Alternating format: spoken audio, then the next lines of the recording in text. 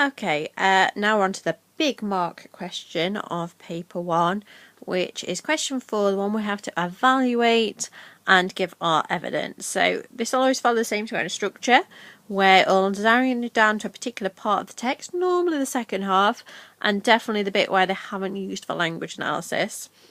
So make sure essentially that you mark off on your text line 25 to the end, which is in this instance only a very short section that we're looking at.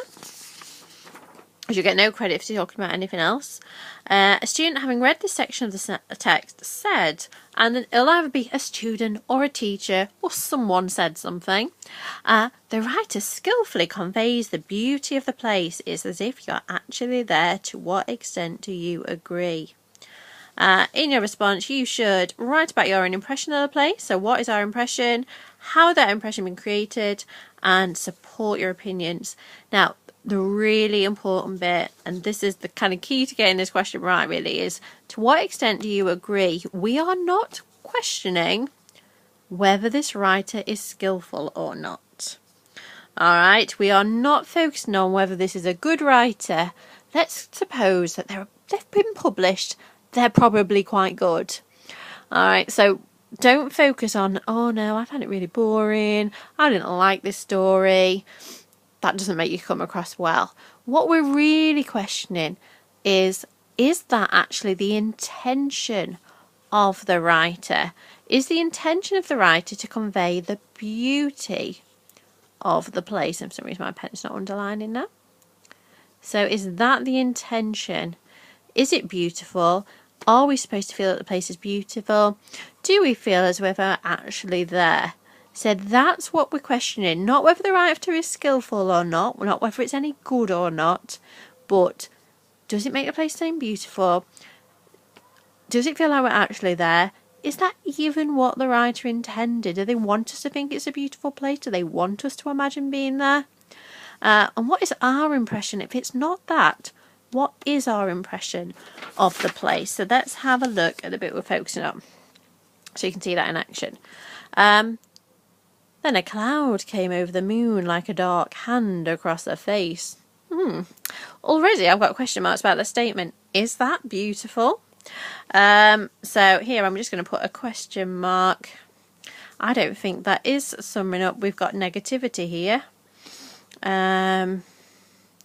We've obviously got phonetic fallacy. And that is a hint, really, isn't it, of darkness coming. In literature, light typically is representative of things like hope, goodness, but a cloud came over the moon. The cloud is blocking out the light like a dark hand across the face. That's just maybe hiding something, doesn't it? So what is it hiding? A secret?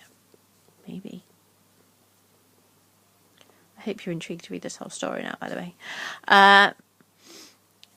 And so this kind of really, so with the moon, are we blocking out light, blocking out hope?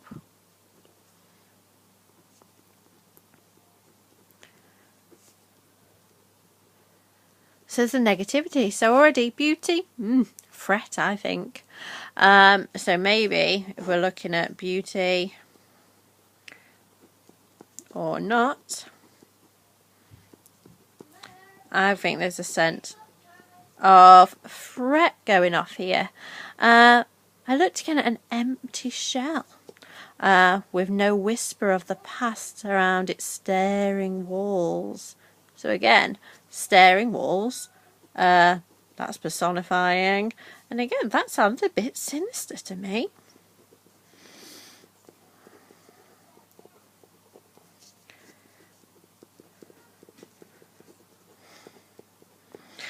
Doesn't sound very pleasant at all. And again, empty shell.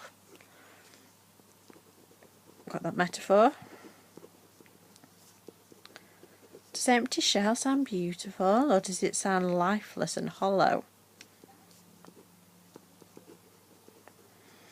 I'll give you a clue, it's lifeless and hollow. And so these are not backing up the statement one bit early, and that's what I mean by evaluating. We're not looking at, oh, a bit boring. It's not, by the way, it's brilliant. We are looking at, does it back up that statement? Our fear and suffering were gone now. Intriguing. So negative stuff, taking away pain. That's a bit peculiar. When I thought about Manderley, oh, sorry, that's made me dizzy. In my waking hours, I would not be bitter.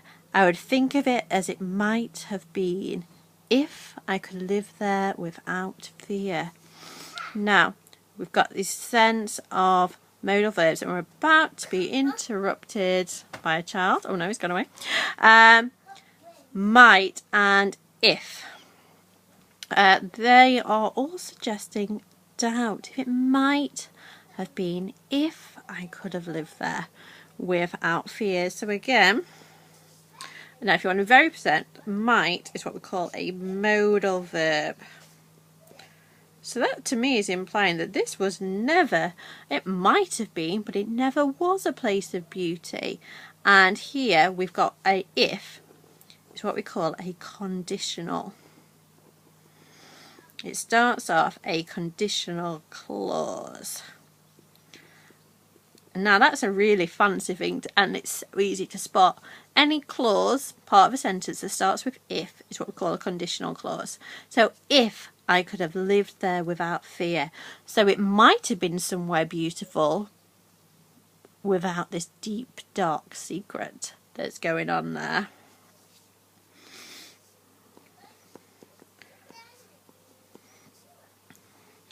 So they, oh sorry, darkness, can't work out, both get a secret. I will work on my camera technique, I promise.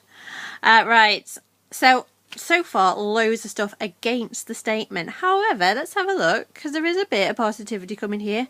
I would remember the rose garden in summer. Oh, that's more beautiful.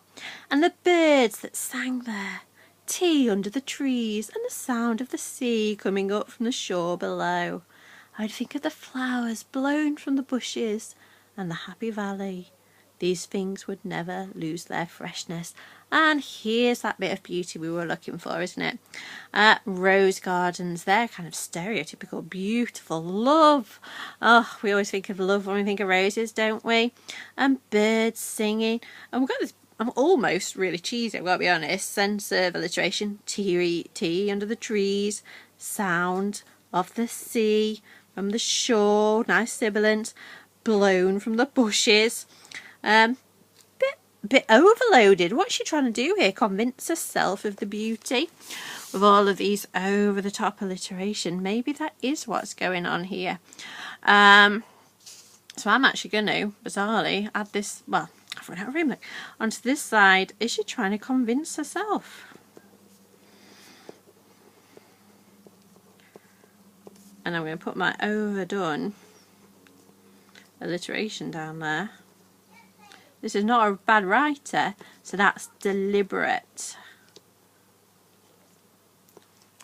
What we have got here, though, is some of the stereotypical images of beauty.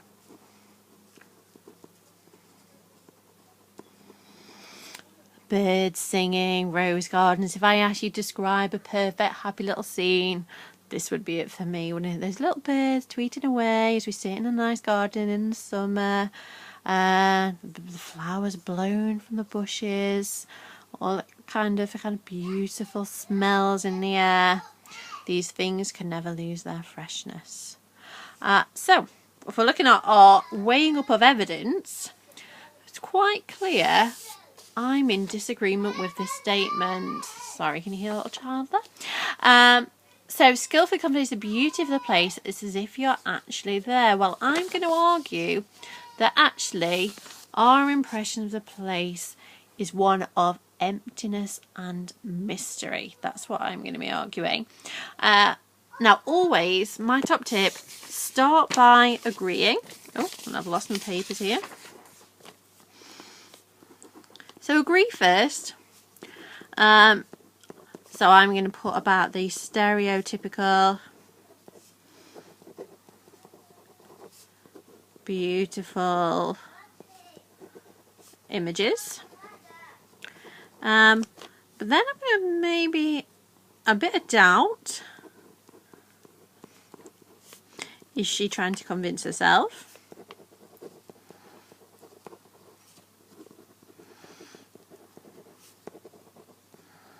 And that's where I'm going to talk about the alliteration. And then I'm going to put in my reasons why I disagree. Now, in some extracts, you'll have loads of agree and only a tiny little bit of doubt or other side. In this case, I think it's the other way. So really judge it on your text you're given on the day. If you don't find anything to disagree with, that's fine. I just give loads of reasons why you agree with it.